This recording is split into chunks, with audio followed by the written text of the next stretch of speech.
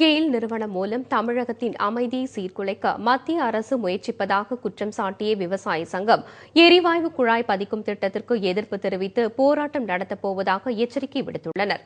தமிழகத்தில் உள்ள விவசாய நிலங்கள் வழியாக எரிவாயு குழாய் பதித்துக் கொள்ளலாம் என்று சென்னை உயர்நீதிமன்றம் அனுமதி வழங்கியுள்ளது. இதுகுறித்து சேலத்தில் செய்தியாளர்களை சந்தித்த விவசாயிகள் சங்க மாநில தலைவர் பாலகிருஷ்ணன், விவசாய நிலங்கள் வழியாக எரிவாயு குழாயை கொண்டு சென்றால் விவசாயிகளுக்கு பாதிப்பை ஏற்படுத்தும் என்றும் இதற்கு எதிர்ப்பு தெரிவித்து தமிழகத்தில் உள்ள விவசாய சங்கங்களை ஒன்றிணைத்து போராட்டம் நடத்த உள்ளதாகவும் தெரிவித்தார்.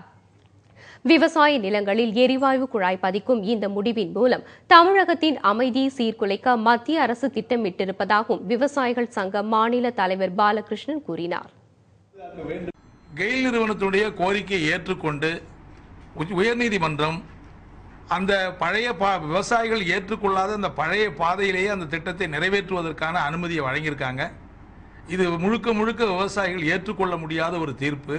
சொல்லப்போனால் மத்திய அரசு இதுக்கு அனுமதி கொடுத்தது மட்டும் இல்லாமல் இந்த தீர்ப்பை வரவேற்று இன்றைக்கு மத்திய அமைச்சர் பேட்டி கொடுத்துக்கிட்டு இருக்கிறாரு. ஆகவே இதில் மிகப்பெரிய சதி இருப்பதாகத்தான் நாங்கள் கருதுகிறோம். எனவே மத்திய அரசு இந்த திட்டத்துக்கான அனுமதியை ரத்து செய்ய வேண்டும் அல்லது மாற்றுப்பாதையில் கொண்டு போறதுக்கு அவங்க வற்புறுத்த வேண்டும்.